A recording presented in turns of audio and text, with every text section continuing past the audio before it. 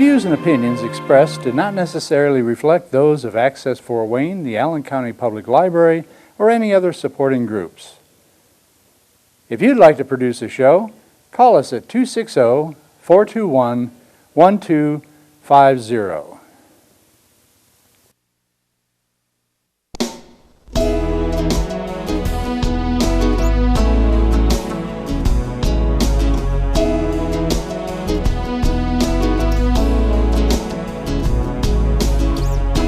Let me be your lighthouse so I can show you the way. Let me be your shining light, I'll keep you from drifting away. I'm the one that makes you try when... 1973. The Pine Ridge Indian Reservation is at odds with the elected tribal government and turns to the American Indian movement for help. Leonard Peltier, an AIM leader, sets up camp at the Jumping Bull Ranch to support and protect the traditional people being targeted by violence. June 26, 1975. A shootout begins after two FBI agents follow a red pickup truck onto the ranch. In the aftermath, both agents and a member of the tribe are killed. Over 40 Native Americans participate in the shootout, but only 3 men are charged. While Bob Robideau and Dino Butler are acquitted on the grounds of self-defense, Leonard Peltier is convicted and sentenced to life in prison based on coerced witnesses, shifting FBI testimony, and the withholding of vital ballistic evidence. Since then, Peltier and his supporters have been fighting for his freedom.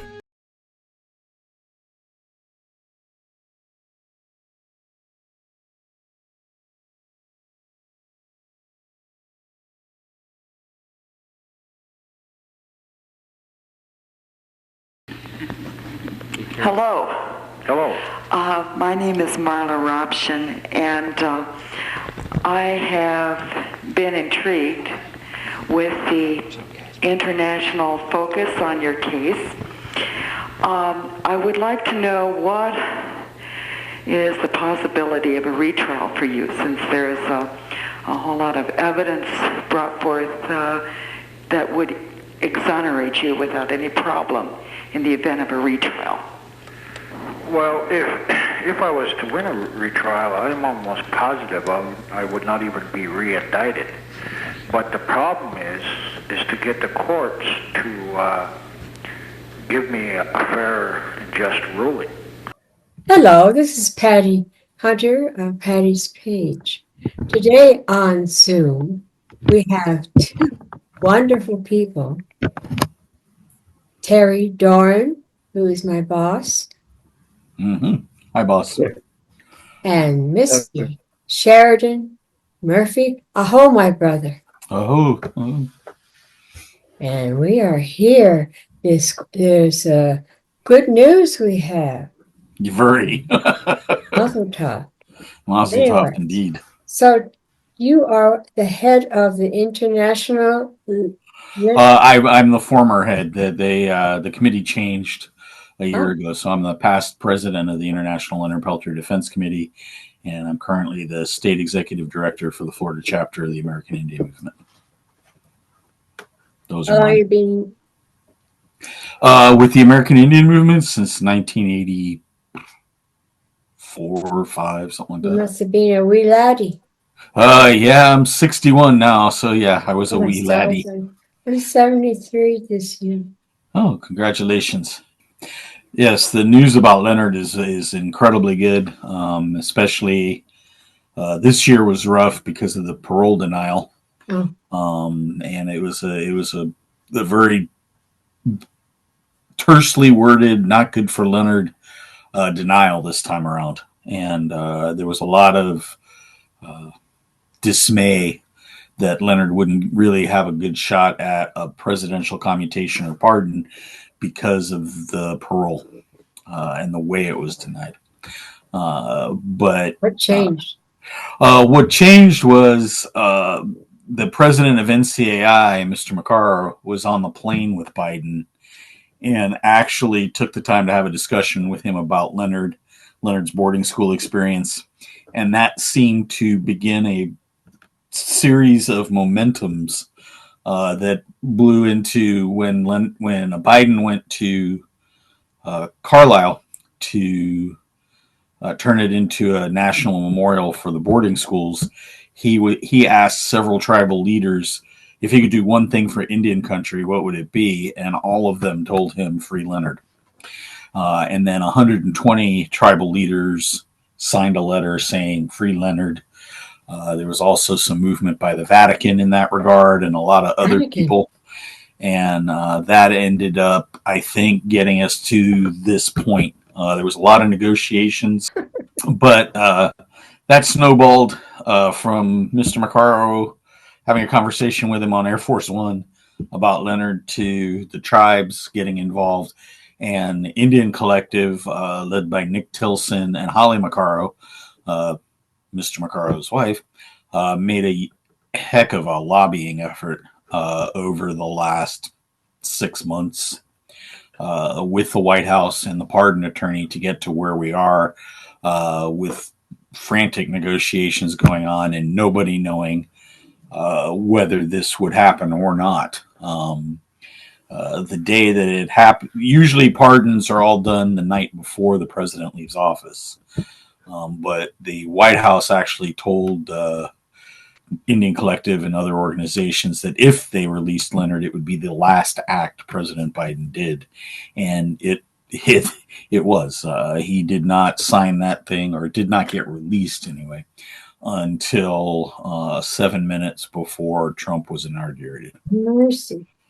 So it was the last thing he did, and it's a great thing. The only thing that's a hiccup, I guess, is that Leonard doesn't get out until it looks like February 18th. Right. I think that the intention of the White House was to give Leonard time to get from Coleman through a medical medical checkup, and get back to Turtle Mountain, because he's supposed to be at his house on the 18th.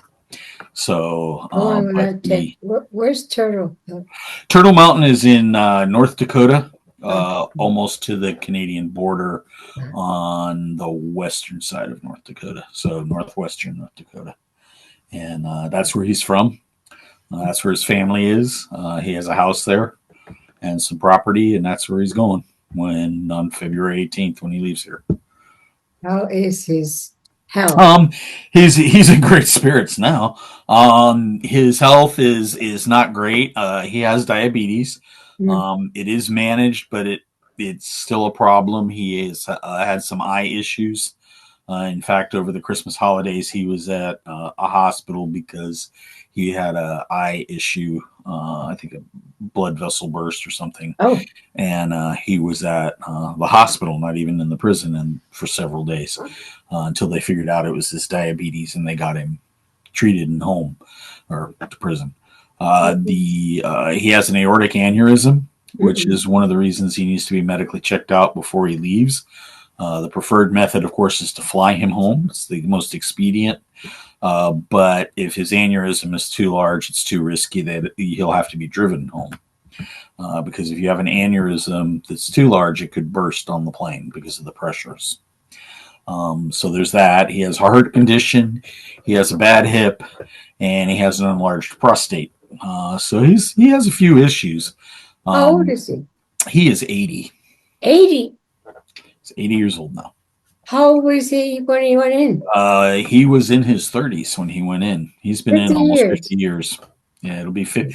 Actually, it will be 50 years next week that he has been incarcerated for this. That makes me so mad. It's horrible. And, this should have happened years ago. Yes. He should never have been convicted. But that's a whole another story. And the fact that he hasn't gotten a pardon for so long is despicable. The prosecuting attorney, James Reynolds, came out and said that they shaved corners. He should never have been convicted. They don't even know if he committed a crime in South Dakota. And he sent that letter. On him. Yeah, he sent that letter to Obama, and Obama didn't do anything with it. And then, we had Trump and then Biden, and none of them did anything except for Biden. And he should never have been in. Yeah, they had to put the pressure on Biden to do it. Yeah, and I think it happened now because of a confluence of events politically, the blowback, the timing of it reduced any kind of blowback, and I'm getting pointed at. Getting him back on toe. Oh, Terry's okay. Good deal. I think it's a combination of the political situation where the blowback isn't as much, and the FBI doesn't have the gravitas it had. The gravitas it had, say, when Clinton. I mean, Clinton promised to let Leonard out. Before Leonard had his bags packed, that's how close he thought he was. And then the FBI marched around the White House and sent people inside, and Clinton never did it. But now they don't have that same gravitas with the population. You have both sides of the political aisle questioning the FBI. So it was a much better situation for Leonard at this time, which is, I think, what helped do it. And then the incredible work that Indian Collective, with their resources, their know-how, and their leverage, pushing for Leonard in a massive lobbying campaign that they should get a lot of credit for over the last several months since his parole hearing. Let's welcome back Terry Doran. You got some questions for Sheridan, sir? Well, I'm not sure what you discussed, but we can go back over it for you if you need. Well, I just wanted to. Could you explain? We know that President Biden, granted Leonard clemency. Yes. I think some of our viewers are confused. They call it a pardon. There is a difference. Could you briefly explain it? Yes. What Leonard technically got is called a commutation, but it's clemency. What a pardon is they absolve you of the crime. There are very few of those. I think the media does a really bad job in saying this person was pardoned, when actually what they did is either commute the sentence or grant some kind of clemency, and the commutation is part of the clemency. Leonard got a commutation, which means he no longer has to serve time in the U.S. Bureau of Prisons, and he will be home for the rest of whatever his sentence is. He gets to leave Coleman and go home. He can go to see any doctor he wants. He can go all those kind of things that he needs. It's not a pardon. Biden isn't saying he's exonerated of his crimes. Politically, I think that would be it'd be very difficult to get a president to be able to do that in Leonard's case, even though, like I mentioned earlier, the chief prosecutor for the Northern District of Iowa, James Reynolds, has very publicly and very often now said that they had no evidence, and that they had no evidence Leonard committed a crime in South Dakota, let alone that crime. So I think he should get a pardon, I personally believe, but I don't know that he'll ever get one. It's overjoyed that he got out at this point, because it's been a 50-year-long stretch of struggle. You can feel the snow, the wind in his face. Yeah, to be outside. I mean, we were thinking of things the other day and talking to people that are working on this. We were talking about getting him a cell phone, and it's like, just get him one of those simple, easy flip phones, because they didn't have cell phones in 1975. So I mean, there's a lot of things that he's going to come out to. It's a very different world in 2025 than it was in 1975. So when is his birthday? His birthday's in September. And I think it's the 12th, but September 12th? I think it's September 12th, yeah. How old will he be then? 81. 81. He'll be 81. What's his status now, Sheridan? Is he out of prison and home? No, he is not out of prison. The commutation of sentence was written, I don't want to say poorly, but it was unclear what the date on it meant. the effective date. The belief is that they intended for him to be in Belcourt, North Dakota by February 18th. The Department of Justice is interpreting the effective date as when he's released. And there are currently negotiations going back and forth to try and get him out earlier. But his release date at the moment is February 18th, but he's no longer considered an inmate in a way. I know that at least one person went to put in a visit request who has been on his visiting list and was told that this person is no longer in the BOP system for visits. So I think that they're starting to work him out. I know that he is boxing his stuff up, and including his art supplies, and is overjoyed about getting out of there. Speaking about art supplies, beauty. Oh yeah, This is beautiful. Oh yeah, he's got it, and the sad thing is, since COVID, he really hasn't had a lot of time in the art room. So he doesn't have to request time in the art room anymore. Once he gets out of there, he can paint anytime he wants, anything he wants, anywhere he wants. He doesn't have to. Did he ever get COVID? He did get COVID, and that led to another real good campaign to try to get him out, but a lot of different things came into play and derailed that over time. But yeah, he did have COVID for a while. Unfortunately, he recovered from that. Well, it's been a long, long journey. And how long have you been working on this?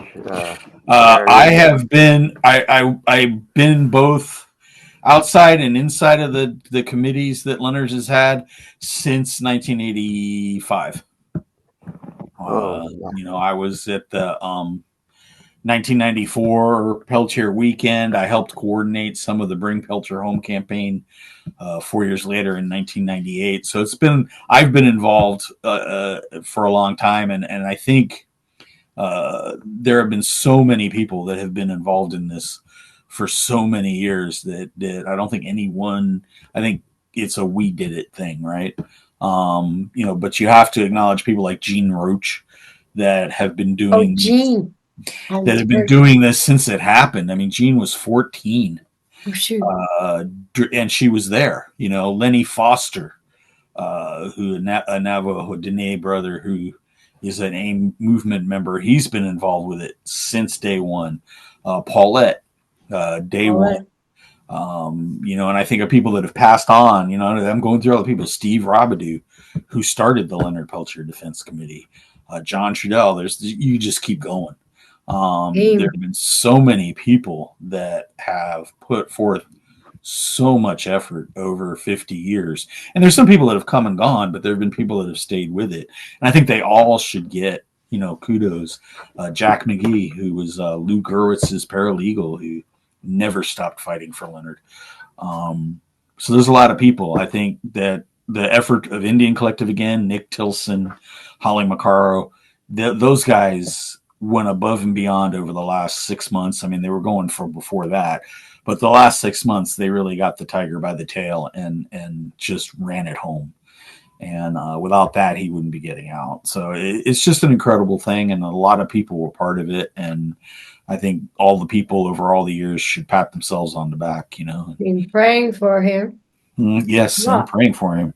And I think they can change all those free Leonard Peltier t-shirts to Leonard Peltier is free, Yeah.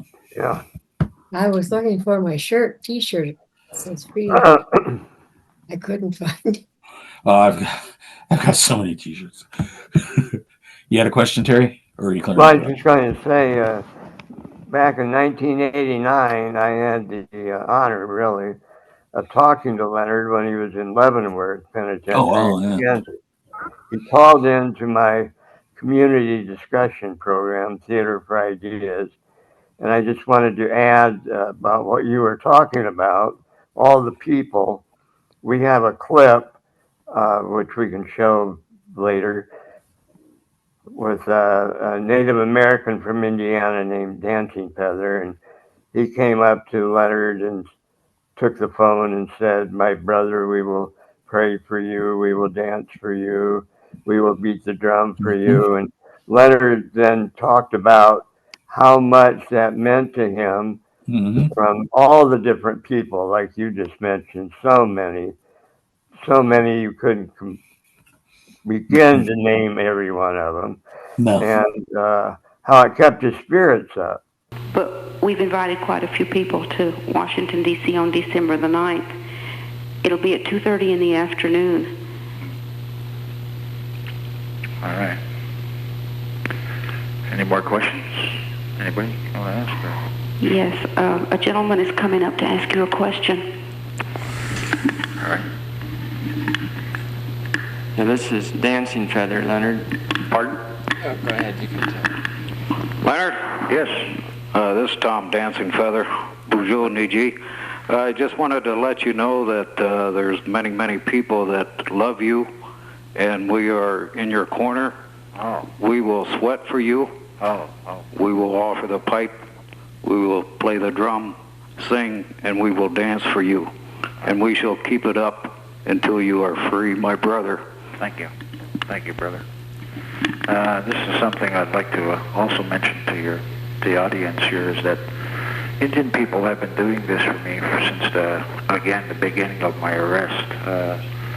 There's Indian people of all religious denominations that have been praying for me, from Mormons, Catholics, every denomination. The Catholics, Indians have been lighting candles on my behalf, and the other religious denomination, whatever they do, but they've been having, I got rabbis, I got all kinds of, I don't know if there's any Jewish Indians, rabbis, that belong to the Jewish religion, I'm not sure, but I know Indian people, and of course a lot of non-Indian people have been praying and since the beginning, and that there is another thing that really helps keep my spirits high. Mm-hmm. You have the physical problems of being in prison and getting medical care and decent treatment, but also the mental aspect of being able to deal with it. One way is that beautiful artwork he makes, and his writings.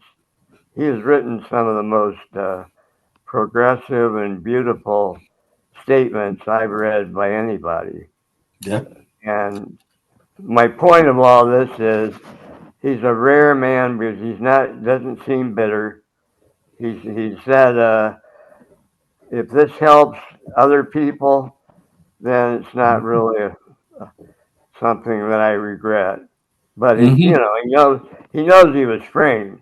Don't get me wrong, he's not happy. Oh, no, yeah. He's dealing with it, and he's become a symbol to all of us. Mm-hmm. And he ended that interview when he called in to point out that his case is beyond him, beyond Native Americans.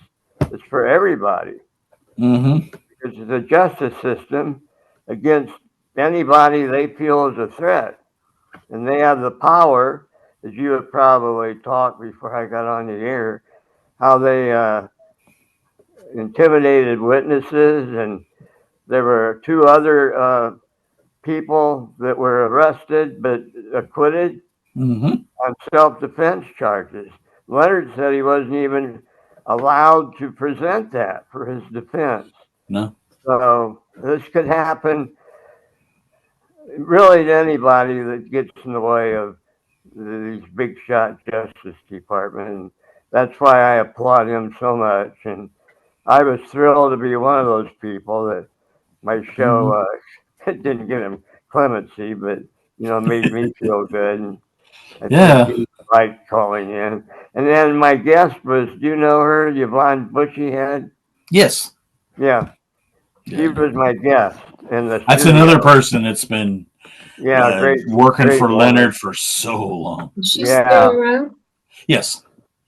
Yeah, she wrote a brief for Leonard that we didn't use at the time because the clemency was going.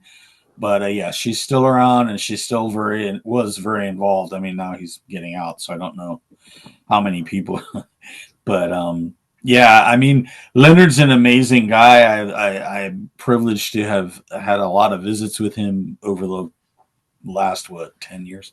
But he, he's somebody that held to his.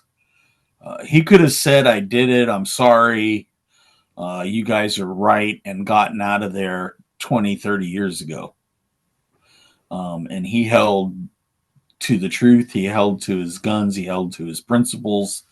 And that's an amazing thing to do when you're kept in a 10 by 10 box for 50 years. Dang it. That just, to me, Demoralizing. very. I mean, and all you have to do is grovel, and maybe you'll get out. And he never did that. He never once even. His ground, man. Yeah, he never once entertained the idea, and I know that I know he said it to other people, but he said if he had to do everything all over again to push for the liberation of Native people, he would do it exactly the same way, end up in exactly the same place. And to hear that from somebody is both inspiring and also gives you a lot of respect for who Leonard Peltier is. I wrote a poem.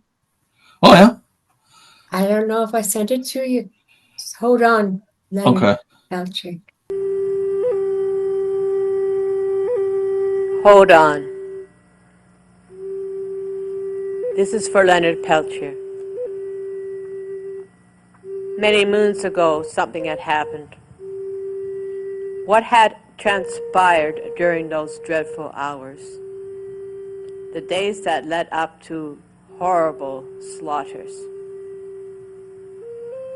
Whose fault was it, people had asked why? In the end, Leonard was a Peltier for this ultimate lie. When will they let Peltier go?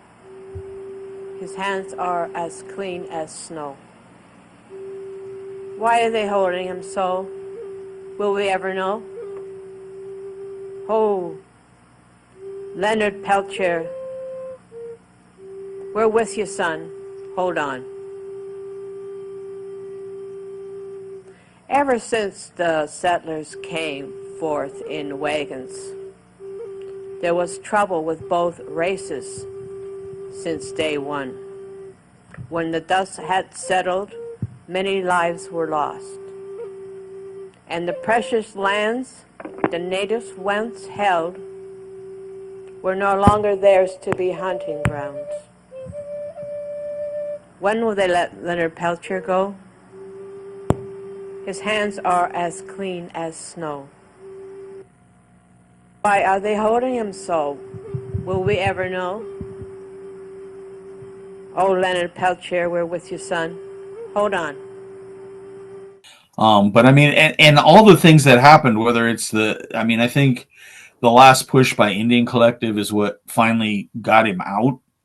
But I think all the things that were done before got it to the point where Indian Collective could make that push. And, I know the little part I did in helping them was compiling all the letters that have been written by a lot of people over 50 years, and sending them to them. And all of that was part of the package, So, I mean, I think that every little bit helps.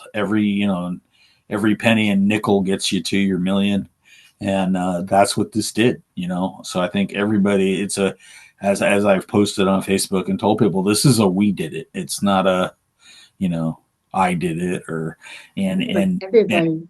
And Nick and Holly, who did an amazing job. I'm going to keep saying it because it's just to turn that ship around and get it to where it ended up with him getting out of there is amazing. And another 5 minutes, maybe. Okay. And they said, this is everybody did this. We're not, taking credit for it. Were you in touch with him when the news came out? I have not talked to him. His reaction and yours. I'll give you his first. I have not talked to him directly since he got out. He actually used up all of his phone money before he got to where he's getting out. So I think February 1st or something, he's going to have money again for his phone use. But He was overjoyed. He kept asking Nick and Holly, who are there at Coleman, is this real? Is this real? Yeah. Amen. Yeah. And when he comes, you help him settle down? I am helping him get his stuff and getting him the heck out of here. He has a place in Belcourt, North Dakota that has been redone by both Indian Collective and the tribe, and everything he needs is there. So he shouldn't need anything, but I'm sure if he does, he'll say something and everyone will come running. Tell him we are here for him if he needs anything from us. Will do. It's towards the end of the show. What would you like to share, Sheridan? I think what people should get from this is no matter how hard you think something is, if you keep pressing, you can get there. Everybody put into this effort for Leonard, and I think along the whole way, even until the last minute, all of us thought it wasn't something we would ever see. And to see that it's happening really tells you that persistence pays off. I'd like to thank Terry Doran for being my co-host of the show, and Mr. Sheridan Murphy. Thank you. Muzzle top. Hey, we love you. Thank you, Sheridan. Thank you. All right. Bye-bye, guys. Kiddos, God bless you now.